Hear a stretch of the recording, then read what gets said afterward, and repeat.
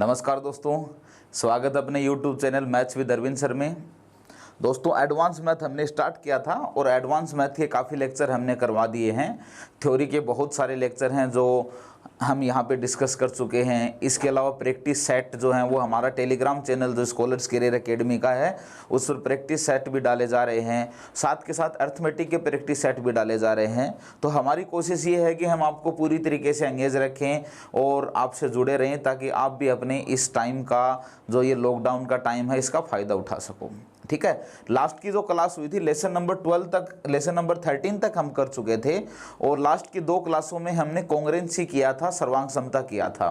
आज दोस्तों हम जो शुरू करने जा रहे हैं वो सिमिलरिटी है, समरूपता है। और मेरा सभी स्टूडेंट से जिन्होंने पहले सिमिलरिटी पढ़ भी लिया है या जिन्होंने नहीं भी पढ़ा है उन स्टूडेंट से मेरा ये कहना है कि पूरे वीडियो को बहुत ध्यान से देखें। आज मैं सिमिलरिटी पहचानने के तरीके तो बताऊंगा ही, उसके साथ साथ मैं वो पॉइंट डिस्कस करूंगा कि जो आपको बेहद कंफ्यूज करते हैं और कई बार कई स्टूडेंट इस चीज़ को लेकर गलत भी कर देते हैं क्वेश्चन। तो मेरा ये कहना है भले ही आपने सिमिलरिटी पढ़ी है लेकिन आज हम जो थ्योरम करेंगे बाद में, पहले तो मैं आपको सिमिलरिटी पहचानेंगे कैसे ये तरीके बताऊंगा कि भाई सिमिलरिटी को कैसे पहचाना जाता है। जैसे हमने कॉन्ग्रुएंसी की बात की थी, सर्वांग समता की, कि सर्वांग समता को कैसे पहचाना जाता है, वैसे ही हम आज बात करेंगे सिमिलरिटी समरूपता को कैसे पहचाना जाता है, जो कि बहुत इंपॉर्टेंट है। आप लोग इस चीज का खास ध्यान रखें। दूसरा मैं ये बता देता हूं कि सिमिलरिटी एक ऐसा पॉइंट है ज्योमेट्री का कि सबसे ज्यादा जो क्वेश्चन बनते हैं वो सिमिलरिटी से बनते हैं।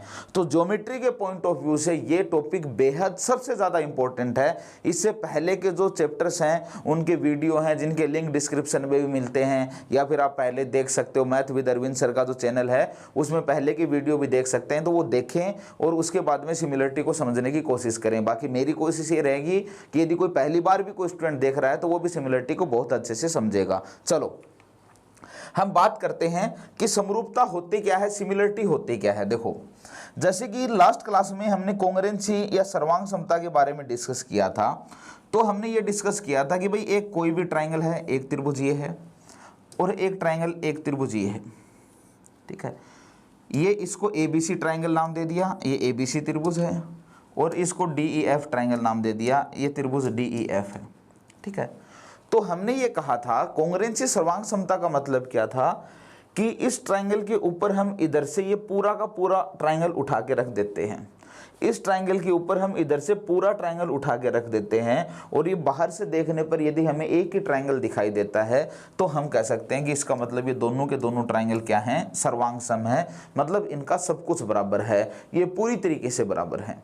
फिर हमने ये डिस्कस किया कि इस ट्राइंगल में ये कोण जैसे 40 डिग्री है और इस ट्राइंगल में सॉरी ये कोण जो 60 डिग्री है, तो ये एंगल कितना बचेगा, तो आप कहोगे 80 डिग्री बचेगा। फिर हमने कहा था कि इसका ये 40 डिग्री है, इसका ये 60 डिग्री है और इसका ये 80 डिग्री है। तो आपने देखा कि जैसे इस ट्राइंगल में जो एंगल हैं वही सारे के सारे एंगल इस ट्राइंगल में हैं, तो इसका मतलब ये दोनों कॉन्ग्रुएंट हो सकते हैं क्या, सर्वांगसम हो सकते हैं क्या। तो दोस्तों एंगल बराबर होने से सर्वांगसम नहीं होते हैं। तो सर्वांगसम होने के लिए इनकी साइडों का भी बराबर होना जरूरी होता है। केवल कोण बराबर होने से सर्वांगसम नहीं होंगे। हो सकता है एक ट्राइंगल ये है जिसके ये एंगल हैं, दूसरा ट्राइंगल ये इतना सा ट्राइंगल है, इसमें भी तो ये एंगल हो सकते हैं, ये 40 का हो सकता है, ये 60 का हो सकता है, ये 80 का हो सकता है। तो आप देखोगे कि या क्या इसके ऊपर ये रखने पर क्या हमें एक ही ट्राइंगल दिखाई देगा, तो आप कहोगे नहीं दिखाई देगा। तो इसका मतलब क्या है कि यदि कोई दो ट्राइंगल उनके कोण यदि एंगल यदि बराबर हैं तो इसका मतलब ये बिल्कुल भी नहीं है कि वो दोनों के दोनों ट्राइंगल सर्वांगसम हैं, अर्थात उनकी भुजाओं का बराबर होना जरूरी है। आज हम समरूपता के बारे में पढ़ रहे हैं। जैसा कि नाम से थोड़ा सा आपको लग रहा होगा, समरूप का मतलब क्या है कि एक जैसा, सिमिलर है ना। समरूप का मतलब क्या है, सिमिलर। जैसे कि दोस्तों कोई आपको ये कहे कि यार आप बिल्कुल कोई भी एक सेलिब्रिटी है, आप उसमें मिलते हो। जैसे कोई आपको कहे कि भाई आप सलमान खान में मिलते हो, इसका मतलब क्या है कि भाई सलमान खान और आप समरूप हैं। लेकिन कोई यदि ये कह दे कि सलमान खान और आपको यदि हम पास में खड़ा करते हैं तो कोई ये नहीं बता सकता कि ये कौन है, ये कौन है। तो इसका मतलब क्या है, इसका मतलब आप दोनों सर्वांगसम हो, आपका सब कुछ बराबर है।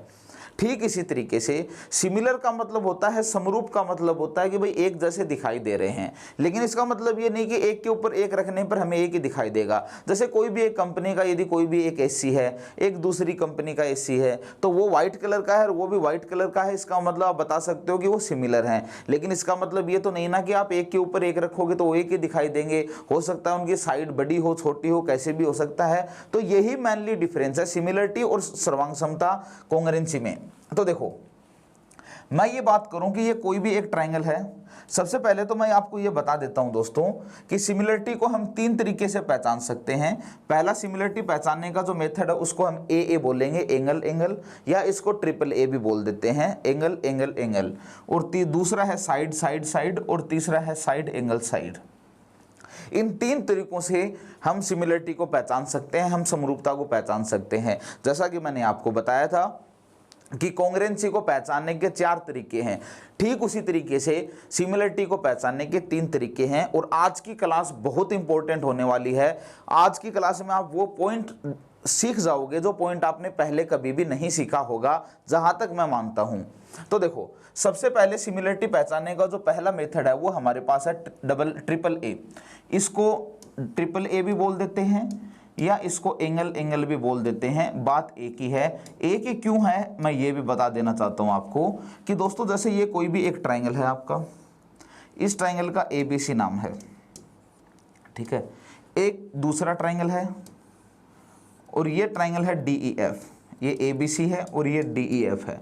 आप ये देखो कि यदि इसमें ये एंगल 40 डिग्री है, ये एंगल 40 डिग्री है, ये एंगल 80 डिग्री है, ठीक है, और इस ट्रायंगल में भी ये एंगल 80 डिग्री है और ये एंगल 40 डिग्री है, ठीक है।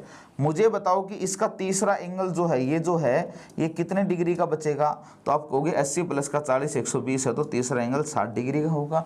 और इस ट्रायंगल का तीसरा एंगल कितना होगा? 80 प्लस का 40 120, इसका भी तीसरा एंगल कितना होगा? 60 डिग्री का। तो हम क्या ये कह सकते हैं कि भाई यदि दो एंगल बराबर हैं, कोई भी दो ट्रायंगल हैं, कोई भी दो त्रिभुज हैं, उनके दो एंगल, दो कोण यदि बराबर हैं, इसका मतलब क्या है? तीसरा एंगल भी बराबर होगा। क्योंकि भाई एक 80 है एक 40 है, इसमें भी एक 80 है एक 40 है, तो तीसरा 60 इसमें होगा और 60 इसमें होगा। तो दो एंगल बराबर होने से हम कह सकते हैं कि तीसरा एंगल भी बराबर होगा। तो ये जो सर्वांग समता पहचानने का जो मेथड है, इसको चाहे आप डबल ए लिखो चाहे आप ट्रिपल ए लिखो, इससे कोई फर्क नहीं पड़ेगा, बात एक ही है। क्योंकि कोई भी दो ट्रायंगल के यदि दो एंगल बराबर हैं तो उनका तीसरा एंगल, तीसरा कोण भी बराबर होगा। अब देखो, हम थोड़ा सा यहाँ पर डिस्कस करते हैं कि ये टाइप की जो सर्वांग समता है वो क्या होती है और उसे हम कैसे देखेंगे, कैसे समझेंगे। जैसे दोस्तों, आपका ये ट्रायंगल है ABC, ये ट्रायंगल है DEF।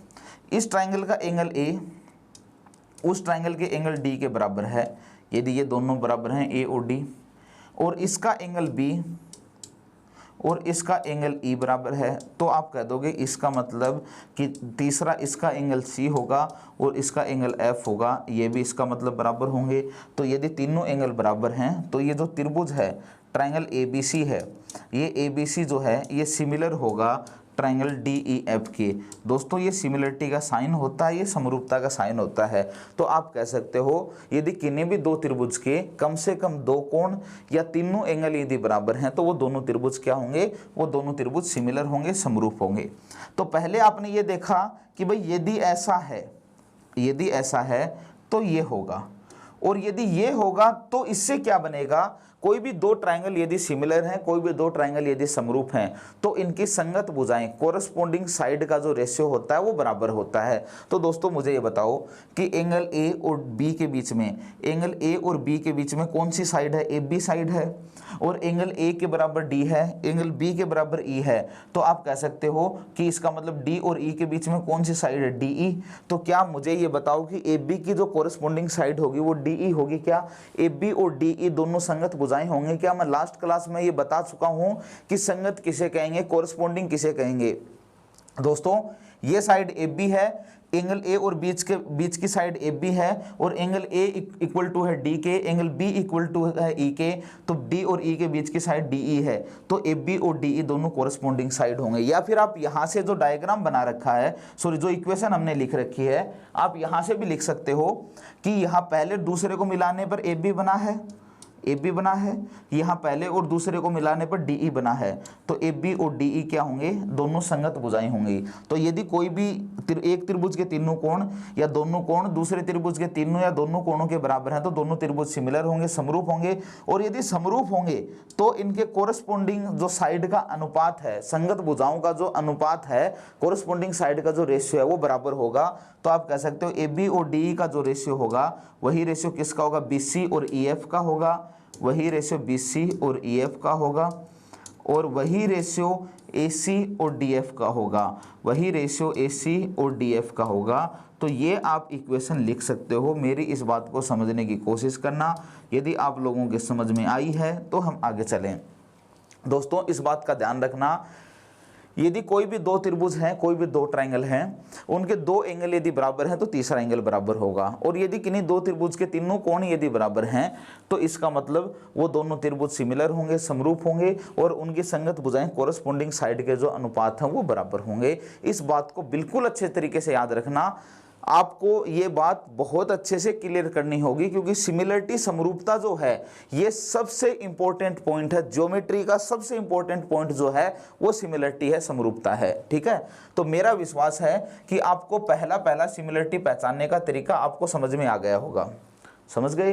देखो आपको एक ही ट्रायंगल में, अब जैसे आप ये सोचते हो कि भाई थोड़ा सा एक एग्जांपल बता दो ताकि हम इस तरीके से पहचानना सीख लें। ये तो हमने सीख लिया है कि यदि दो एंगल, दो त्रिभुजों के दो एंगल बराबर हैं तो तीसरा भी बराबर होगा, दोनों एंगल या तीनों एंगल यदि बराबर हैं तो दोनों त्रिभुज आपस में सिमिलर होंगे। ये बात आपने दोस्तों सीख ली है। लेकिन थोड़ा सा ये अप्लाई करना, यदि मैं एक एग्जाम्पल से लेना चाहूँ तो एक नॉर्मल सा मैं राइट एंगल ट्रायंगल का एग्जाम्पल ले सकता हूँ कि ये कोई भी एक राइट एंगल ट्रायंगल है। राइट एंगल ट्रायंगल सब लोग जानते हैं, मैंने बता भी चुका हूं मैं कि कोई भी एक ऐसा त्रिभुज जिसमें एक कोण 90 डिग्री का हो तो उसे हम राइट एंगल ट्रायंगल कहेंगे, उसे हम समकोण त्रिभुज कहेंगे। ये राइट एंगल ट्रायंगल है। देखो ये 90 डिग्री का कोण है, इसके सामने की साइड AC जो है वो हाइपोटेनियस कहलाती है। तो इस राइट एंगल वर्टेक्स से, समकोणीय शीर्ष से जिस पर 90 डिग्री का कोण बनता है उसे हम राइट एंगल वर्टेक्स कहते हैं। इससे यदि मैं इस AC पर परपेंडिकुलर डाल दूं, लंब डाल दूं और इसको BD नाम दे दूं, तो आप कहोगे BD जो है वो परपेंडिकुलर है किस पर, AC पर। आप ऐसा बोलोगे कि BD जो है वो परपेंडिकुलर है किस पर, AC पर। दोस्तों ये परपेंडिकुलर डाल दिया है। आप ये देखो, एक छोटी सी बात समझने की कोशिश करना कि यदि मैं पूरे ट्रायंगल ABC की बात करूं, पूरा ट्रायंगल ABC है, ठीक है, और एक ये ट्रायंगल है ADB या ABD, और ट्रायंगल ABD की बात करूं, तो आप इन दोनों ट्रायंगल में देखना है कि सिमिलरिटी है, समरूपता है या नहीं है। दोस्तों इसमें ये 90 डिग्री का एंगल है और पूरे ABC में भी 90 डिग्री का एंगल है, मतलब ABD में 90 डिग्री का एंगल है और ABC में भी 90 डिग्री का एंगल है। तो आप कह सकते हो कि ABC पहले लिखा है तो एंगल ABC तो बड़े वाले का हो गया, और छोटे वाले का 90 कौन सा है, ADB, तो एंगल ADB। इन दोनों त्रिभुज में ये बराबर एंगल हैं जो कि किसके बराबर है, 90 डिग्री के। चलो एंगल A को मैं देखूं, एंगल A जैसा काम इस ABD में कर रहा है, जैसा काम इस वाले ट्रायंगल में कर रहा है, वैसा ही काम बड़े वाले ट्रायंगल में करेगा। तो इसलिए आप कह सकते हो कि एंगल A किसके बराबर है, एंगल A के। और ये कौन सा एंगल हो गया भाई, दोनों में बराबर काम कर रहा है, इसका मतलब ये कॉमन एंगल हो गया। इन दो त्रिभुजों के, इन दो ट्रायंगल के, इसके और बड़े वाले ट्रायंगल के यदि दो कोण बराबर हैं तो इसका मतलब तीसरा भी बराबर होगा। तो इसका तीसरा कौन सा है, ये, और इस पूरे बड़े वाले का थर्ड एंगल कौन सा है, ये। इसका मतलब आप कह सकते हो कि ये भी बराबर होंगे। और दो त्रिभुजों के दो कोण या तीनों कोण यदि बराबर हैं तो आप कह सकते हो कि ट्रायंगल ABC जो है, ABC सिमिलर है किसके, ट्रायंगल ABC जो है वो सिमिलर है किसके, ADB के, ADB के। ठीक है, इन दोनों ट्रायंगल को आप सिमिलर बोल सकते हो। अब आप स्टूडेंट के दिमाग में थोड़ी सी ये बात आ सकती है कि हमने ABD लिखा था लेकिन यहाँ पे ADB क्यों लिख दिया, है ना। तो देखो ABC वाले में पहले नंबर पे आपने एंगल A लिया है और एंगल A के बराबर है, तो इसमें भी पहले नंबर पे एंगल A लिखा जाएगा। चलो, ABC ट्रायंगल में आपने दूसरे नंबर पे आपने एंगल B लिया है, तो एंगल B किसके बराबर है? एंगल B D के बराबर है। तो आप कहोगे दूसरे नंबर पे D, इसमें B लिया है तो इसमें क्या लिखेंगे? D लिखेंगे, और तीसरे नंबर का बचा हुआ इसमें C है तो इसमें B लिख दिया है। तो इसका मतलब आप कह सकते हो कि ये दोनों के दोनों जो ट्रायंगल हैं, ये दोनों के दोनों जो त्रिभुज हैं, ये आपस में सिमिलर हैं। तो ऐसे हम सिमिलरिटी को पहचानते हैं, ऐसे हम समरूपता को पहचानते हैं कि यदि कोई भी दो त्रिभुज में दो कोण बराबर हैं, इसका मतलब दोनों त्रिभुज आपस में सिमिलर होंगे, समरूप होंगे। दोस्तों, बात इसकी नहीं है, आपने ऐसा तो समझ लिया है। अब यदि मैं कहूं कि ऐसा करो कि एक और ट्रायंगल आपको दिखाई दे रहा है, भाई एक ट्रायंगल ABC था, लेकिन जैसे ही परपेंडिकुलर डाला तो आपके पास ये ट्रायंगल 1 हो गया, ये ट्रायंगल 2 हो गया। तो आपने ट्रायंगल 1 और मैन ट्रायंगल के बीच में तो सिमिलरिटी देख ली है। अब आप ट्रायंगल 2 और मैन ट्रायंगल के बीच में सिमिलरिटी देखो। इसका मतलब मैं आपको ये कह रहा हूं कि ट्रायंगल ABC और ट्रायंगल कौन सा है? ये BCD। यहाँ पे तो कुछ भी लिख सकते हो, यहाँ पे तो आप BCD लिख सकते हो, यहाँ पे BDC लिख सकते हो, यहाँ पे DBC लिख सकते हो, एंड लगा हुआ है, लेकिन सिमिलरिटी का साइन लगाओ, उस टाइम पे आपको सीक्वेंस सही तरीके से अरेंज करनी होगी। तो देखो दोस्तों, ABC बड़े वाले में एंगल B 90 डिग्री है, और छोटे वाले में कौन सा 90 डिग्री है? BDC। मतलब मैं 2 नंबर और बड़े वाले की बात कर रहा हूं, तो इस 2 नंबर में 90 डिग्री तो यहां पर बना हुआ है। तो आप कह सकते हो कि एंगल ABC लिखो, इसको ABC लिख देता हूं ताकि थोड़ा सा सही लगे। और एंगल ये कौन सा है? BDC। ये दोनों में क्या है? 90 डिग्री है। और आप देखोगे कि एंगल C जैसा इस छोटे वाले में काम कर रहा है, वैसा ही बड़े वाले में काम करेगा। तो एंगल C दोनों में क्या है? कॉमन है। इसका मतलब ये दोनों में कॉमन है। तो दोस्तों, अब आप कह सकते हो कि इसलिए ट्रायंगल ABC जो है, ABC है, सिमिलर है किसके? ट्रायंगल ABC जो है वो सिमिलर है किसके? अब यहाँ पे क्या लिखेंगे? मुझे बताओ कि इसका तीसरा कोण कौन सा बचा था? A बचा था। मैन ट्रायंगल का जो थर्ड एंगल है वो A हमने छोड़ दिया, नहीं लिखा है। तो तीसरा इसका A है, और इसका तीसरा कौन सा होगा? तो आप कहोगे सर B होगा। इसका मतलब आप कह सकते हो कि ये पहले तो B आएगा, इस पर B पर 90 बना है और उस पर D पर 90 बना है, और इसका C एंगल है, उसका भी C एंगल है। तो दोनों के दोनों ट्रायंगल क्या होंगे? आपस में सिमिलर होंगे। और कोई भी दो ट्रायंगल यदि आपस में सिमिलर हैं तो उनकी संगत भुजाओं का अनुपात भी बराबर होता है, उनकी कोरस्पोंडिंग साइड का रेशियो भी बराबर होता है। ये जो बता रहा हूं मैं, ये हमारे अगला जो लेक्चर आएगा उसमें दोबारा हमें प्रूव करने की जरूरत नहीं होगी। मैं अभी आपको समझा चुका हूं। याद रखना इस बात को कि किसी भी राइट एंगल ट्रायंगल में, किसी भी समकोण त्रिभुज में, यदि आप समकोणीय शीर्ष से, राइट एंगल वर्टेक्स से यदि आप कर्ण पर लंब डालते हो, परपेंडिकुलर डालते हो, तो 3 त्रिभुज बन जाएंगे। एक ये और एक मैन त्रिभुज है, और तीनों आपस में सिमिलर होंगे। आप कह दो कि एंगल 1 और बड़े वाला, तो आप कहोगे सिमिलर। एंगल 2 और बड़े वाला, तो आप सिमिलर। और इसी तरीके से एंगल 1 और ट्रायंगल 1 और ट्रायंगल 2 भी सिमिलर होंगे। आप खुद इनको थोड़ा सा ट्रायंगल 1 और 2 को सिमिलरिटी खुद प्रूव करके देखना, ये आपके लिए होमवर्क है, ठीक है ना। इस बात को ध्यान रखना दोस्तों कि हमने ये देखा था सबसे पहले सिमिलरिटी को पहचानने का जो तरीका था वो हमारा डबल ए था।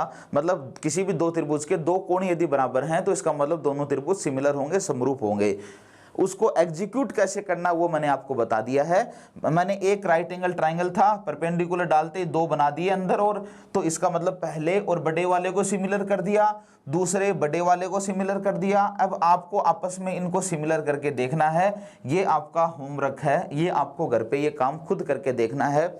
मेरे साथ साथ यदि आप खुद भी चलोगे तभी आपकी ज्योमेट्री बहुत अच्छे से कंप्लीट हो पाएगी। मेरा विश्वास है कि मैं बहुत अच्छे से आप लोगों को करवाने की कोशिश कर रहा हूं, लेकिन आपको खुद को करना है, तभी जाके आप बहुत अच्छे से समझ पाओगे, ठीक है। तो सिमिलरिटी पहचानने का पहला तरीका हमारा हो गया है। हम दूसरे पे बात करें कि भाई एंगल बराबर नहीं हो तो दूसरा रास्ता क्या है। तो सिमिलरिटी पहचानने का जो दूसरा तरीका आपके सामने है वो है SSS। अब आप सोचोगे कि SSS तो हमारी कॉन्ग्रुएंसी में भी था, सर्वांग समता में था। सर्वांग समता में और इसमें डिफरेंस है, क्या है कि उसमें मैंने ये बताया था कि कोई भी एक त्रिभुज है, कॉन्ग्रुएंसी में मैंने ये बात आपको बताई थी कि कोई भी एक ट्रायंगल है और ये दूसरा ट्रायंगल है, यदि इस त्रिभुज की तीनों भुजाएं इस त्रिभुज की तीनों भुजाओं के बराबर हों, all three side of this triangle is equal to all three side of this triangle, तो हम कह सकते हैं यदि साइड बराबर हैं तो इसके ऊपर हम ला के रखेंगे तो एक ही ट्रायंगल दिखाई देगा, और एक ही ट्रायंगल दिखाई देगा तो हम कहेंगे कि दोनों के दोनों त्रिभुज क्या हैं, सर्वांग सम हैं, कोंग्रेंट हैं। लेकिन दोस्तों हम यहाँ पे सिमिलरिटी बात कर रहे हैं, समरूपता। समरूपता का मतलब क्या है, ट्रिपल एस सिमिलरिटी का मतलब क्या है, जैसे कि मैं कह दूं कि इस ट्रायंगल में ये साइड है 2 सेंटीमीटर, ये साइड है 3 सेंटीमीटर, ये साइड है 4 सेंटीमीटर, इसमें ये साइड 4 सेंटीमीटर है। आप इसमें यदि कंफ्यूज आप थोड़े बहुत भी होंगे तो मैं इसको ऐसे लिख सकता हूँ, थोड़ा सा आप लोगों को डाउट नहीं हो, मैं इसको 5 लिख दूँ और मैं यहाँ पे लिखूँ ये 4 है, ये 6 है और ये 10 है। ऐसे कोई भी ट्रायंगल की साइड है, आप ट्रिपलेट वगैरह को मत देखो, मैं तो नॉर्मल कोई भी ट्रायंगल की साइड देख रहा हूँ ताकि आप लोगों को समझ में आए। तो आपने चेक किया कि भाई ए बी साइड इसमें 2 है। आपने सबसे पहले दोस्तों चेक किया कि इस वाले ए बी सी ट्रायंगल में ए बी साइड 2 है और इसमें डी ई साइड कितनी है, तो आपने देखा डी ई 4 है, मतलब आपने ए बी 2 है और डी ई 4 है, तो इनका रेशियो लेके देखा तो रेशियो आपको मिला 1:2, इनका रेशियो 1:2। ठीक इसी तरीके से अब आपने इसकी साइड बी सी ली, इसकी बी सी, और उसकी साइड ई एफ ली, तो बी सी और ई एफ का रेशियो भी 3:6 का मतलब क्या होगा, 1:2। और ठीक इसी तरीके से आपने इसकी साइड ए सी ली है और आपने इस ट्रायंगल की साइड डी एफ ली है, तो ए सी और डी एफ का रेशियो भी क्या है, 1:2। आपने देखा कि इनकी कोरस्पोंडिंग साइड हैं, जो संगत भुजाएं हैं, उनका अनुपात यदि बराबर है तो इसका मतलब दोनों त्रिभुज सिमिलर हैं, समरूप हैं। दोस्तों साइड बराबर होने में और उनका रेशियो बराबर होने में बहुत डिफरेंस है, ठीक है। यहाँ साइड इक्वल नहीं थी, इसकी तीनों साइड बराबर नहीं थी, लेकिन आपने देखा कि इसकी जो संगत भुजाओं का जो अनुपात है, जो रेशियो है, वो रेशियो बराबर है। तो इसका मतलब क्या है कि यदि कोई भी दो त्रिभुज की संगत भुजाओं का अनुपात, कोरस्पोंडिंग साइड का रेशियो यदि बराबर हो तो दोनों के दोनों त्रिभुज आपस में सिमिलर होंगे, समरूप होंगे। मेरी इस बात को हमेशा के लिए याद रखना दोस्तों कि यदि कोई भी दो त्रिभुज में संगत भुजाओं का अनुपात बराबर हो, मैं संगत भुजाएं बराबर नहीं बोल रहा हूं, उनका अनुपात बराबर कर रहा हूं, तो देखो यदि ऐसा है, यदि कोई भी ये ट्रायंगल है ए बी सी और एक ट्रायंगल है डी ई एफ, यदि इनकी जो कोरस्पोंडिंग साइड है ए बी और डी ई का जो रेशियो है वही रेशियो बी सी और ई एफ का है, BC और EF का है, वही रेशियो AC और DF का है, तो आप कहोगे कि इसका मतलब इनकी कोरस्पोंडिंग साइड का रेशियो बराबर है, संगत भुजाओं का अनुपात बराबर है, और संगत भुजाओं का अनुपात बराबर है, इसका मतलब त्रिभुज ABC, ट्रायंगल ABC और ट्रायंगल DEF ये दोनों क्या होंगे दोस्तों, सिमिलर होंगे, ये दोनों समरूप होंगे। और यदि कोई भी दो ट्रायंगल सिमिलर हैं, इसका मतलब उनके एंगल क्या होंगे, संगत कोरस्पोंडिंग एंगल, संगत कोण क्या होंगे, उनके बराबर होंगे। तो angle A is equal to angle D, angle B is equal to angle E और angle C is equal to angle F, ठीक है। तो थोड़ी देर पहले हमने क्या कहा था कि यदि कोई दो त्रिभुज के दो कोण या तीन कोण बराबर हैं तो दोनों त्रिभुज समरूप होंगे, और समरूप होंगे तो उनकी संगत भुजाएं बराबर होंगी। यहां मैंने क्या कहा कि यदि कोई भी दो त्रिभुज हैं, उनकी कोरस्पोंडिंग साइड यदि संगत भुजाएं बराबर हैं तो इसका मतलब दोनों के दोनों त्रिभुज सिमिलर होंगे, और दो त्रिभुज यदि सिमिलर हैं, समरूप हैं, तो उनके कोण, कोरस्पोंडिंग एंगल, संगत कोण उनके बराबर होंगे। तो बात क्या है कि ये तीनों ही चीजें प्रोपोर्शनल में चलती रहती हैं, ठीक है भाई। कोई भी दो ट्रायंगल के दो कोण बराबर हैं तो दोनों सिमिलर होंगे तो उनकी संगत भुजाओं का अनुपात बराबर होगा। यहां ये कह दिया कि यदि कोई दो त्रिभुज के संगत भुजाओं के अनुपात बराबर हैं, कोरस्पोंडिंग साइड के रेशियो बराबर हैं, तो दोनों के दोनों वो ट्रायंगल जो हैं वो सिमिलर होंगे, समरूप होंगे, और समरूप हैं तो इसका मतलब उनकी जो एंगल हैं, जो संगत कोण हैं वो बराबर हैं। तो उसमें और इसमें बस ये डिफरेंस याद रखना दोस्तों आप लोग। चलो, मेरा मानना है कि आपका बिल्कुल ये क्लियर होगा कि आप इस तरीके से आप देख सकते हो। सिमिलरिटी पहचानने के दो तरीके बता दिए हैं। तीसरा जो लास्ट मेथड है वो हमारे पास है SAS। थर्ड हमारे पास है SAS। SAS आपने देखा होगा कि SAS कॉन्ग्रुएंसी भी थी, SAS सर्वांग समता भी थी। उसमें क्या था कि यदि कोई भी दो त्रिभुज की दो भुजाएं बराबर हों और उन बराबर भुजाओं के बीच का कोण बराबर हो तो दोनों त्रिभुज क्या होंगे, सर्वांग सम होंगे, कॉन्ग्रुएंट होंगे। लेकिन यहाँ सिमिलरिटी में क्या होगा कि देखो आपको पता है कि वहां पे तो साइडें बराबर थी और यहाँ पे साइडों का रेशियो बराबर है, ये दोनों में मेन डिफरेंस चल रहा है ना। देखो आपने देखा कि कोई भी एक ये ट्रायंगल है और इस ट्रायंगल को आप ABC नाम दे देते हो, ये ABC है, और एक ये ट्रायंगल है और इस ट्रायंगल को आप DEF नाम दे देते हो। इसमें यदि ऐसा है कि इसमें AB साइड ये है और DE ये है कि AB और DE का जो रेशियो है वही रेशियो इसमें एक साइड AC है और उसमें एक साइड DF है। आपने देखा कि इस वाले त्रिभुज में और इस वाले त्रिभुज में AB और DE का जो रेशियो वही रेशियो AC और DF का है। इसका मतलब कोरस्पोंडिंग साइड के रेशियो बराबर हैं, संगत भुजाओं के अनुपात बराबर हैं, और जो जिनके रेशियो बराबर थे इनके बीच का बना हुआ कोण, इस बात को याद रखना, इंक्लूडेड एंगल, बीच का बना हुआ कोण यदि बराबर है, ये एंगल यदि बराबर हैं, आप ये कह दो कि भाई इसमें भी थीटा है और इसमें भी थीटा है, मतलब इसका angle A is equal to angle D है, इसलिए दोनों के दोनों त्रिभुज जो हैं वो दोनों के दोनों त्रिभुज सिमिलर हो जाएंगे, समरूप हो जाएंगे। आप कह सकते हो कि triangle ABC similar triangle DEF के। मेरी बात को समझ रहे हो दोस्तों? मैंने क्या बताया एक बार दोबारा देखना कि यदि कोई भी दो त्रिभुज हैं, कोई भी दो ट्रायंगल हैं, उनकी यदि कोरस्पोंडिंग साइड का रेशियो बराबर है, मतलब जो रेशियो AB और DE का है वही AC और DF का है, मतलब इनकी संगत भुजाओं का अनुपात बराबर है। यदि इनकी कोरस्पोंडिंग साइड का रेशियो बराबर है और इन जिनका रेशियो बराबर था AB और DE और AC और DF, इनके बीच का एंगल होना चाहिए दोस्तों, कोई साइड का एंगल नहीं होना चाहिए, बीच का एंगल। यदि ये एंगल बराबर है इसका मतलब ये ट्रायंगल और ये ट्रायंगल दोनों क्या होंगे, सिमिलर होंगे, समरूप होंगे। समझ रहे हो मेरी बात को? देखो हमने सिमिलरिटी पहचानने के 3 तरीके मैंने आपको बताए हैं। पहला, सिमिलरिटी कैसे पहचान लेंगे कि एक त्रिभुज के दोनों कोण दूसरे त्रिभुज के दोनों कोणों के बराबर हैं तो वो सिमिलर हैं, ठीक है, और सिमिलर हैं तो उनकी संगत भुजाओं का अनुपात बराबर है। दूसरा सिमिलरिटी पहचानने का तरीका क्या है दोस्तों कि यदि एक त्रिभुज की तीनों भुजाएं दूसरे त्रिभुज की दो ट्रायंगल दे रखे हैं, उनकी यदि संगत भुजाओं का अनुपात बराबर है, यदि कोरस्पोंडिंग साइड का रेशियो बराबर है तो दोनों ट्रायंगल सिमिलर होंगे, और ट्रायंगल सिमिलर हैं तो इसका मतलब उनके संगत कोण बराबर होंगे। यहाँ तीसरा और लास्ट क्या है कि यदि कोई भी दो त्रिभुज की संगत भुजाओं का अनुपात बराबर है, दो संगत भुजाओं का कोरस्पोंडिंग साइड का रेशियो बराबर है और उनके बीच का इंक्लूडेड एंगल बराबर है, अंतरित कोण बराबर है, तो दोनों के दोनों त्रिभुज क्या होंगे, सिमिलर होंगे, समरूप होंगे। 3 तरीके से हम सिमिलरिटी पहचानते हैं और ज़्यादा जो काम में आती है हमारे वो AA ज़्यादा काम में आती है, AA या AAA, क्योंकि सर्कल में भी सिमिलरिटी आएगी, क्वाड्रिलेटरल में भी सिमिलरिटी का हम यूज करेंगे। तो सिमिलरिटी बहुत इंपॉर्टेंट पॉइंट है, थोड़ा सा ध्यान से समझने की कोशिश करना। अब मैं आपको एक बहुत इंपॉर्टेंट थ्योरम समझाने जा रहा हूं और मेरा विश्वास है कि आपने पहले इस थ्योरम को देखा होगा, पढ़ा होगा, लेकिन वास्तव में इसका बेसिक क्या है और फिर बेसिक को प्रूव करने के लिए थेल्स ने अपनी क्या मैथमेटिक इक्वेशन दी। एक्चुअल में हुआ क्या था कि स्केल के मेजरमेंट करके कुछ भी चीज़ें बोल दी गई, लेकिन स्केल के मेजरमेंट जो हैं वो हम ये नहीं कह सकते कि भाई कोइंसिडेंट हो सकते हैं, संयोगवंश हो सकते हैं। इस बात को प्रूव करने के लिए थेल्स ने एक फॉर्मूला दे दिया जो इसका प्रूफ बनकर आ गया है, ठीक है। तो थेल्स थ्योरम यहीं से शुरू होती है। देखो पॉइंट क्या है, समानुपातिक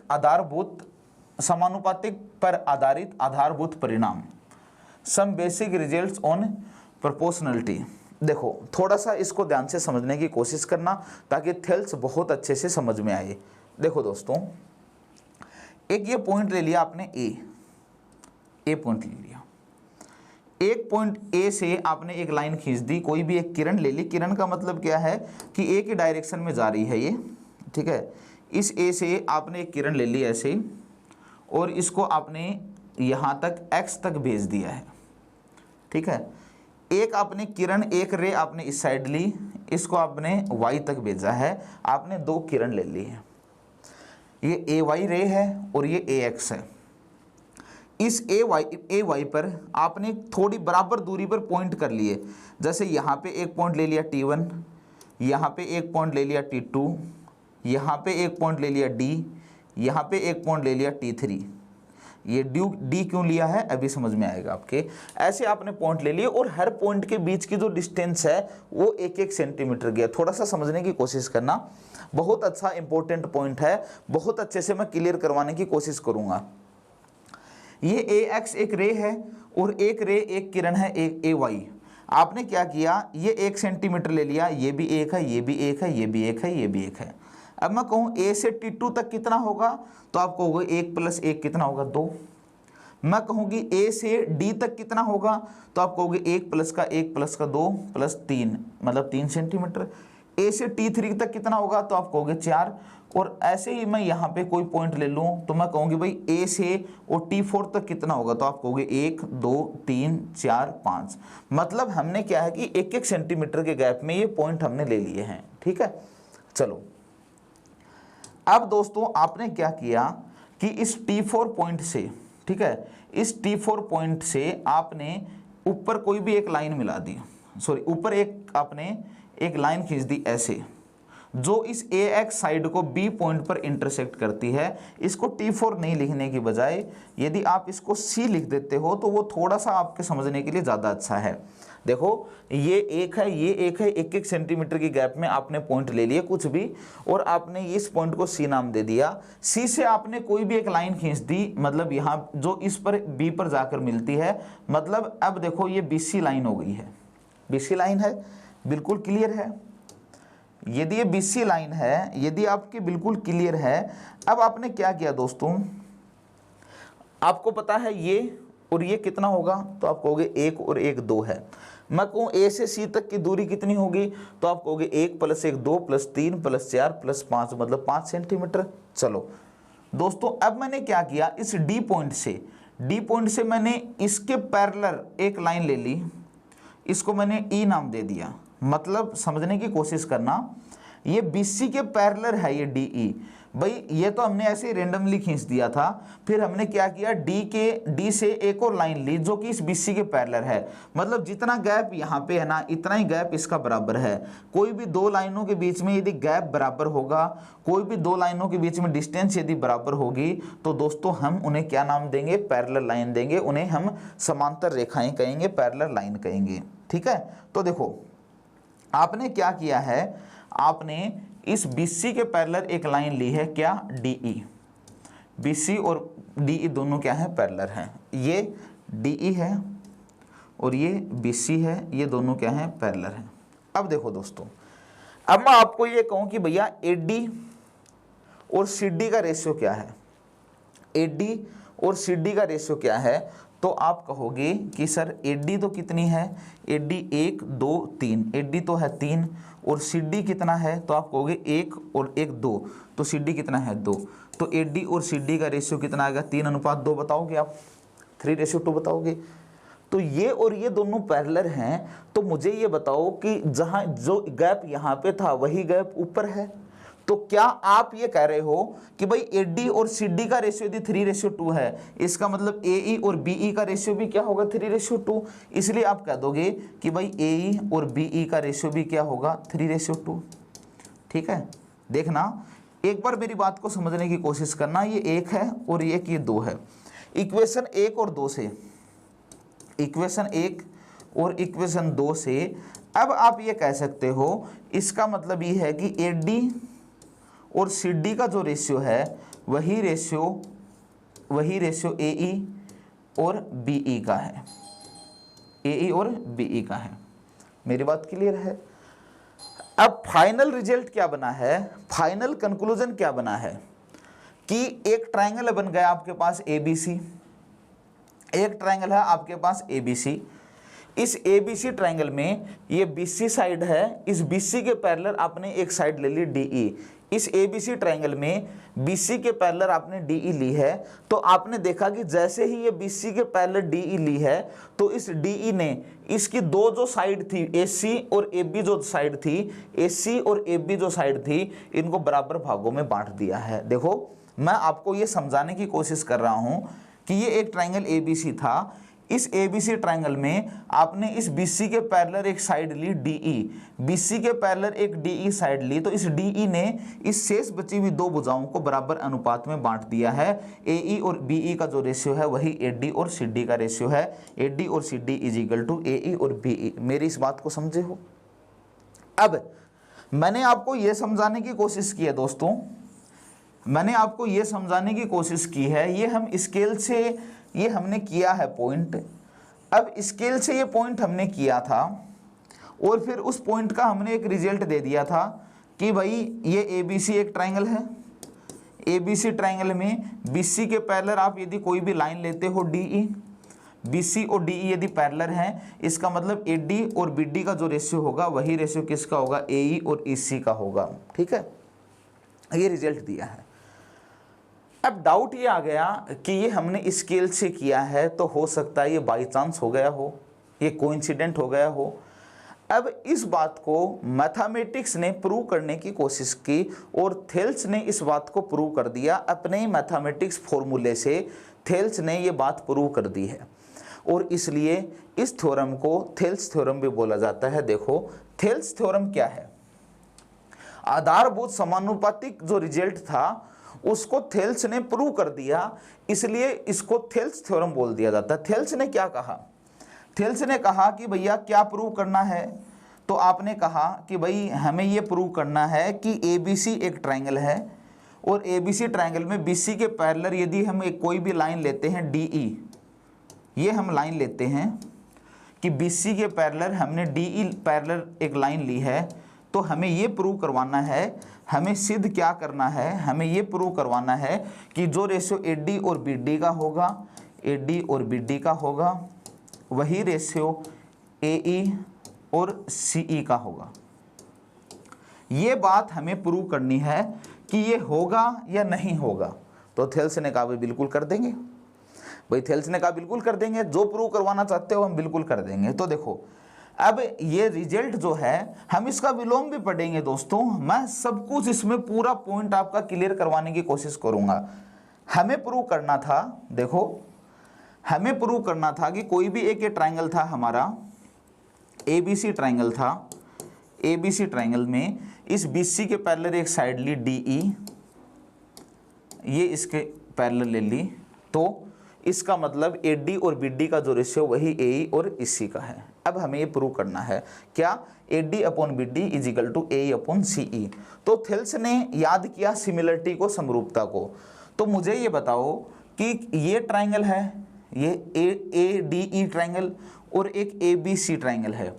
दोस्तों ADE ट्रायंगल और एक ABC ट्रायंगल में आपको पता है एंगल A तो दोनों में काम में आने वाला है, तो एंगल A तो कॉमन हो गया। ठीक है, कोई भी दो लाइनें यदि पैरेलल हैं, कोई भी दो लाइनें यदि समांतर हैं, एक कोई भी ऐसे लाइन आई, तो मुझे बताओ कि ये एंगल एक ही पोजीशन में बने हुए एंगल, एक ही पोजीशन पे बने हुए एंगल क्या कोरस्पॉन्डिंग एंगल कहलाएंगे? क्या संगत कोण कहलाएंगे? क्या? थोड़ा सा इंटरेस्ट के साथ समझने की कोशिश करना। आज बहुत सारा जो कंफ्यूजन था आपका वो मैं दूर करूंगा। देखो कोई भी दो पैरेलल लाइन है, एक लाइन ट्रांसवर्सल लाइन खींच दी, तो क्या ये एंगल और ये एंगल क्या कौन से एंगल कहलाएंगे? कोरस्पॉन्डिंग एंगल, कोरस्पॉन्डिंग एंगल कहलाएंगे। और कोरस्पॉन्डिंग एंगल बराबर होते हैं यदि दोनों लाइनें पैरेलल हैं, तो यही बात है। चलो सिमिलरिटी का यूज किया थेल्स ने, और सिमिलरिटी का यूज करके थेल्स ने ये बताया कि आपने जैसे ही BC के पैरेलल आपने DE लाइन ली है, तो इसका मतलब ये दो ट्रायंगल बन गए, एक तो ADE और एक ABC। इन दोनों ट्रायंगल में ये एंगल कॉमन है और ये एंगल इसके बराबर होगा और ये एंगल इसके बराबर होगा भाई। इसको ऐसे कर देते हैं ताकि आपको पहचानने में दिक्कत नहीं हो। ये इसके इक्वल है, ये इसके इक्वल है, ये सिमिलरिटी है। और यदि दो ट्रायंगल सिमिलर हैं तो इनके जो संगत भुजाओं के जो अनुपात है, मतलब बड़े वाले की एक साइड AB लेता हूं, बड़े वाले ABC ट्रायंगल, बड़े वाले ABC ट्रायंगल की एक साइड यदि मैं AB लेता हूं, इसके नीचे मुझे छोटे वाले की AD लेनी पड़ेगी इज इक्वल टू, इसकी साइड AC लेता हूं तो AE लेना होगा, और इसकी एक साइड BC लेता हूं तो उसकी साइड क्या लेनी होगी? DE लेनी होगी। ठीक है, ये तो हम सिमिलरिटी से बता सकते हैं ना कि कोई भी एक छोटा ट्राइंगल है ADE और एक ट्राइंगल है हमारे पास ABC, ये दोनों यदि सिमिलर हैं, ये दोनों सिमिलर हैं तो इनकी संगत भुजाओं का अनुपात बराबर होगा। मतलब AD अपॉन AB बराबर DE अपॉन BC बराबर AE अपॉन AC होगा। चाहे मैं ऐसे लिखूं AB upon AD is equal to BC upon DE is equal to AC upon AE लिख सकते हैं। तो दोस्तों देखो, यदि हम ऐसा लिख सकते हैं, अब थेल्स को प्रूव क्या करना था, थेल्स को प्रूव ये करना था, ये वाली जो बात है ये थेल्स को प्रूव करनी थी। तो देखो, इसमें से सब में से एक माइनस कर दिया, एक माइनस करेंगे तो क्या AB अपॉन AD -1 होगा। और दोस्तों -1 होगा तो ये AD यहाँ से इधर जाएगा। तो क्या हम इसको AB minus AD upon AD लिख सकते हैं? बिल्कुल लिख सकते हैं। तो आप कहोगे बिल्कुल, एक माइनस करने पर हम लिख सकते हैं।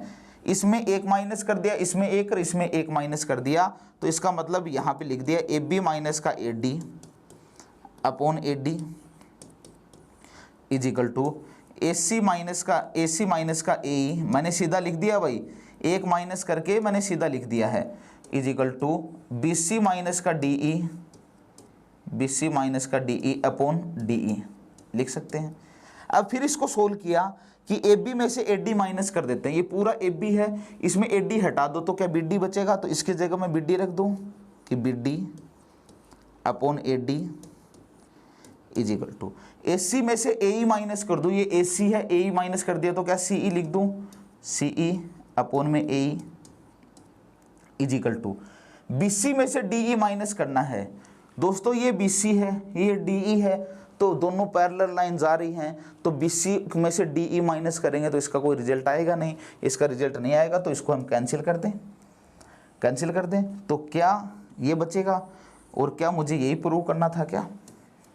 देखो BD upon AD is equal to CE upon AE। तो आप इसको पलट दोगे, आप इसको उल्टा कर दोगे तो क्या होगा कि AD upon BD is equal to AE upon CE और AD upon BD is equal to AE upon CE। यही प्रूव करना था। तो जो हम स्केल से जो रिजल्ट हमने बनाए थे, जिसको आपने ये कह दिया था कि कोइंसिडेंट हो सकता है, लेकिन जरूरी है क्या कि हमेशा होगा, तो इसको प्रूफ करने के लिए कि ऐसा हमेशा होगा, इसको प्रूव करने के लिए थेल्स ने मैथमेटिक्स रिजल्ट दे दिया है। और मैथमेटिक्स रिजल्ट आपको पता है कभी भी गलत नहीं हो सकते, यही थेल्स थ्योरम है। तो फाइनल हम ये कह सकते हैं कि थेल्स थ्योरम क्या है कि यदि किसी त्रिभुज में किसी एक भुजा के समांतर भुजा ली जाए तो यह शेष बची हुई दो भुजाओं को समान अनुपात में विभाजित करती है। मतलब आप ये कह सकते हो कि कोई भी एक ट्रायंगल है, याद रखना दोस्तों, इसको मैं पहले भी बता चुका हूं कि हम आगे प्रूव करेंगे। जैसे मैं पहले भी हमारे काम में आ रहा था तो मैंने बताया था कि हम आगे प्रूव करेंगे। तो देखो ABC ट्रायंगल में एक साइड BC के पैरेलल मैंने कोई भी लाइन ले ली, तो ये BC के पैरेलल जो आपने साइड ली है DE, ये BC और DE दोनों पैरेलल हैं, DE और BC दोनों पैरेलल हैं। इसलिए आप कह सकते हो कि ये जो DE लाइन है ये इन दोनों शेष बची हुई दोनों साइड, रिमेनिंग टू साइड को बराबर रेशियो में बांटेगी। मतलब AD और BD का जो रेशियो होगा वही रेशियो किसका होगा, AE और EC का होगा। क्लियर है या नहीं है? बिल्कुल मानना पड़ेगा आपको। चलो, और दोस्तों कई स्टूडेंट यहाँ बहुत ज़्यादा कंफ्यूज रहते हैं। कंफ्यूज कहाँ रहते हैं कि कई बार तो पलट के कुछ लिखा हुआ आ जाता है, कई बार कुछ लिखा हुआ आ जाता है कि ABC एक ट्रायंगल है, कि BC के पैरेलल एक साइड ले ली DE। देखना भाई, बड़े ध्यान से देखना इस पॉइंट को, BC के पैरेलल DE ले लिया तो थेल्स थ्योरम ने तो कह दिया कि भैया AD upon BD is equal to AE upon CE, Thales ने कह दिया। लेकिन स्टूडेंट जब कभी भी, क्योंकि DE पैरेलल क्या है ये याद रखना, DE पैरेलल BC होगा तभी ऐसा होगा। लेकिन कभी कभार ऐसे लिखा हुआ आ जाता है, कि AB upon AD is equal to AC upon AE। तो स्टूडेंट सोचते ये क्या हुआ भाई, ऐसा तो लिखा हुआ नहीं था, वो तो ऐसे था। कई बार ऐसे लिखा हुआ आ जाता है कि BD upon AB is equal to ये CE अपॉन AC, ऐसे लिखा हुआ जाता है और ऐसे लिखा हुआ आता है, तो स्टूडेंट सोचता है कि यार ये क्या होगा, हमने तो ये अपन ये और ये अपन ये याद किया था, लेकिन ये अलग से क्या गया। दोस्तों इसी का ही रिजल्ट है ये, इसी का ही रिजल्ट है ये। कैसे है देखो, अभी हम इसको प्रूव कर देते हैं कि इसी का ही रिजल्ट ये कैसे है। तो देखो, तो दोस्तों मुझे ये बताओ कि सिमिलरिटी के जो रेशियो आए उसमें से एक माइनस करके आप ये लेकर आ गए। अब मैं कह दूं कि यार ऐसा करो कि AD, ध्यान से समझना भाई इस बात को, AD अपॉन BD और इधर क्या है AE अपॉन CE ये है। अब आप कहो अब दोनों तरफ एक ऐड कर दो 1 और इधर भी 1 ऐड कर दिया और ये बराबर चल ही रहा है, तभी तो दोनों तरफ एक ऐड किया। नीचे से BD एक के पास जाएगा तो क्या AD प्लस का BD upon BD is equal to AE plus का CE अपॉन CE, ये आएगा। ठीक है, अब मुझे बताओ कि AD प्लस का BD, AD प्लस का BD, तो क्या ये AB है, तो क्या AB है और ये BD ऐसे का ऐसे is equal to AE plus का CE, AE प्लस का CE, क्या ये AC है अपॉन CE ऐसे का ऐसे, क्या यही आया है क्या? यही आपकी प्रॉब्लम थी क्या कि AB अपॉन में AD और AC अपॉन में AE लिखा हुआ जाए तो हम क्या करेंगे, तो AB अपॉन में BD, AC अपॉन में CE लिखा जाए तो भी कोई दिक्कत नहीं है। दोस्तों बात एक ही है, मैंने पूरी तरीके से पॉइंट पूरा क्लियर कर दिया है। तो फाइनली आप ऐसा बोल सकते हो दोस्तों, फाइनली आप ऐसा बोल सकते हो कि 3 रिजल्ट मैं लिख देता हूं ताकि आपको क्या है कि कभी भी आप कंफ्यूज नहीं हो भाई। दूसरे वाला यदि करना है तो आप उसको पलट के, जो ये इक्वेशन आई थी इसको पलट के एक माइनस कर दो तो एक और रिजल्ट आपके पास आ जाएगा, तो वो भी तो इसके सिमिलर ही है। तो मैं तीनों रिजल्ट लिख देता हूं, तीनों रिजल्ट यहां पे लिख देता हूं कि यदि किसी भी त्रिभुज में BC और DE पैरेलल हैं तो AD अपॉन में BD, AD अपॉन में BD is equal to AE upon में CE होगा। ठीक है, याद रखना। दूसरा ऐसा भी हो सकता है कि AB upon AD, AB upon AD is equal to AC upon AE भी लिख सकते हो। तीसरा दोस्तों आप ऐसे भी लिख सकते हो कि BD अपॉन AB या AB upon BD, AB upon में BD is equal to AC upon में CE। तीनों ही रिजल्ट का एक ही मतलब है। ठीक है, बड़े ध्यान से आपको ये रिजल्ट ध्यान रखने हैं, याद रखने हैं। मैंने पूरा समझाने की कोशिश की है, मेरा विश्वास है कि आप लोगों को ज़रूर समझ में आया होगा। ठीक है, समझ गए। आप इसको पलट दोगे तो भी बात एक, BD अपॉन AB बोल दो, ये रिजल्ट आपको ध्यान रखने हैं। ये सब कुछ हर एक पॉइंट का हमने ये बताया था कि हर एक पॉइंट में जो भी चीज़ें हम लिख रहे हैं उनके क्या क्या इफेक्ट हो सकते हैं और वो हमने क्यों लिखा, हर एक पॉइंट को मैंने आपके सामने डिस्कस करने की कोशिश की है। अब यदि मैं थोड़ा सा ये कहूँ कि भाई इसका विलोम क्या हो सकता है, विलोम मतलब का क्या है, देखो इसका मतलब ये है कि आप ये भी बोल सकते हो क्या कि एक ये ट्राइंगल है ABC। एक बार देखना दोस्तों, बहुत अच्छा पॉइंट है, थोड़ा सा इंटरेस्ट लेकर देखना कि एक पॉइंट है ABC, एक ट्राइंगल है, सॉरी, एक आपने लाइन खींच दी DE, पैरेलल नहीं ले रहे हैं हम, DE पैरेलल नहीं ले रहे हैं, तो आप ये कह सकते हो क्या कि सर इसका मतलब यदि कहीं लिखा हुआ आ जाए कि AD अपॉन में BD is equal to AE upon में EC, यदि ऐसा कहीं भी लिखा हुआ आ जाए तो क्या हम कह सकते हैं क्या कि DE और BC दोनों पैरेलल हैं क्या, DE और BC दोनों पैरेलल हैं, क्या हम लिख सकते हैं ऐसा? तो देखो कि यदि अभी हमने पैरेलल नहीं लिया था, आपका क्वेश्चन है ये, मैं अपने आप से क्वेश्चन करता हूं ताकि आप लोग बहुत अच्छे से उसको क्लियर कर पाओ। तो दोस्तों कि ABC ट्राइंगल में यदि AD अपॉन BD और AE अपॉन EC लिखा हुआ आ जाए तो क्या हम कह सकते हैं क्या कि DE और BC दोनों पैरेलल होंगे? तो आप बिल्कुल कह सकते हो, ये उसका विलोम हो गया। पहले तो क्या था कि दो लाइनें यदि पैरेलल हैं, DE और BC पैरेलल हैं, तो AD अपॉन BD बराबर AE अपॉन में EC था। लेकिन इसका उल्टा, उल्टा मतलब कैसे बोलेंगे हम कि यदि AD upon BD is equal to AE upon EC है तो क्या DE और BC दोनों पैरेलल होंगे? देखो ये हमें प्रूव करना है।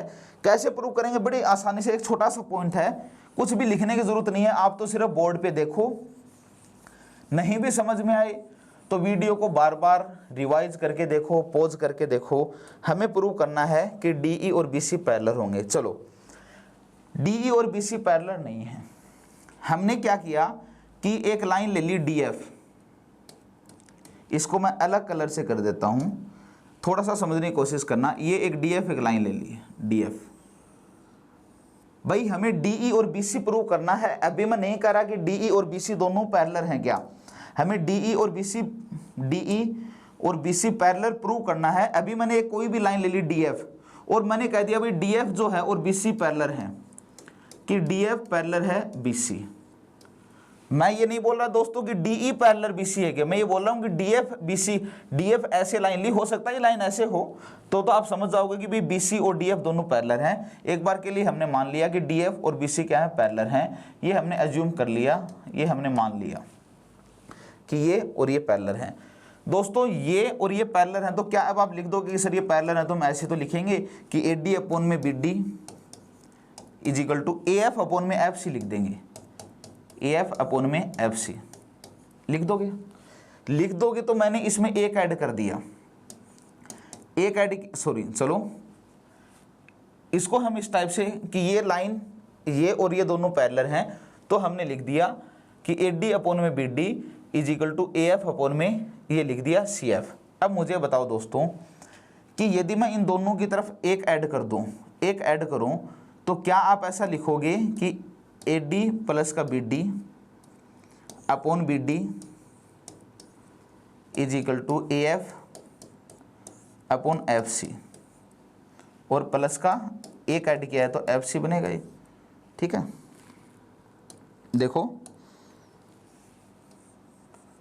देखो चलो, इसको एक ऐड नहीं भी करेंगे तो भी हमारा काम चल जाएगा, इसमें मत एक ऐड करो। आपने क्या किया है, आपने सिर्फ DF और BC पैरेलल लाइन ली है, DF और BC पैरेलल लाइन ली है। तो DF और BC यदि पैरेलल हैं तो AD upon BD is equal to AF upon FC होगा। इक्वेशन एक नाम देते हैं। एग्री हो मेरी बात से? अब मुझे ये बताओ कि हमें DE और BC प्रूव करना था और हमें DE और BC पैरेलल प्रूव करना है, DE और BC समांतर प्रूव करना है। तो एक बात तो हमें दे ही रखी थी कि AD अपॉन में BD बराबर AE अपॉन में EC, ये बात दे रखी थी क्या दोस्तों? भाई हमारा पॉइंट क्या था कि यदि ऐसा है तो DE और BC पैरेलल हैं क्या, ये प्रूव करो। यही तो पॉइंट था ना कि यदि ये है तो ये प्रूव करो। तो ये तो हमें दिया हुआ है, तो इसका मतलब ये तो गिवन है, ये गिवन है, तो इसको मैंने इक्वेशन 2 नाम दे दिया। इक्वेशन 1 भी AD अपॉन BD और इक्वेशन 2 भी AD अपॉन BD है। तो इक्वेशन 1 और 2 को मैं बराबर करके क्या मैं ऐसा लिख सकता हूँ क्या कि AE अपॉन में EC is equal to AF upon में FC, क्या लिख सकता हूँ दोस्तों? लिख सकता हूँ। अब मैंने क्या किया, एक ऐड कर दिया, इधर एक ऐड करेंगे तो ये क्या बनेगा, AE अपॉन EC, और प्लस 1 ऐड करेंगे तो वो एलसीएम आगे EC ये ऐसे लिखा जाएगा, लिखेंगे इज इक्वल टू, एक ऐड किया तो AF है, AF है, FC उधर चला जाएगा FC, और नीचे एलसीएम वाला FC तो रहेगा ही। लिखोगे दोस्तों? और यदि ऐसा लिखोगे ना तो AE प्लस का EC लिखोगे, तो AE प्लस का EC, तो इसका मतलब आपने AC लिखा है और अपॉन में EC है ही, is equal to AF plus FC। ध्यान से समझने की कोशिश करना, AF प्लस FC ये भी कितना है, AC अपॉन में FC है ही। क्या AC से AC कैंसिल, इसलिए क्या EC बराबर FC हो सकता है क्या, मतलब EC बराबर FC, EC और FC हो सकता है ना। इसका मतलब ये है कि ये पॉइंट E और ये पॉइंट F ये अलग अलग नहीं हैं भाई, EC और FC बराबर हैं कि EC भी उतना ही है जितना FC है। इसका मतलब क्या है, इसका मतलब ये है कि E और F जो है वो संपाती बिंदु पॉइंट हैं, कोइंसिडेंट पॉइंट हैं, ठीक है, मतलब एक ही पॉइंट है, ये अलग अलग नहीं है।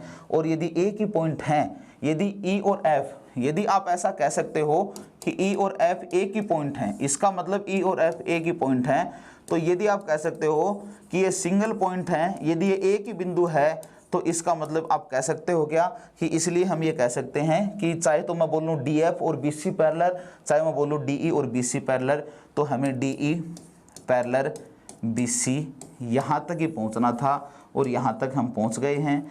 क्या मुझे पता है कि सभी लोगों को ये बात समझ में आई होगी? नहीं भी आई है, आपने कुछ नहीं किया, आपको ये बोला गया था, पॉइंट ये था कि AD अपॉन BD बराबर AE अपॉन EC है, तो प्रूव करो कि DE और BC पैरेलल होंगे, ये पॉइंट था। चलो आपने क्या किया, एक DF पैरेलल, DF और BC को BC के पैरेलल आपने DF खींच लिया, खींच तो सकते हैं।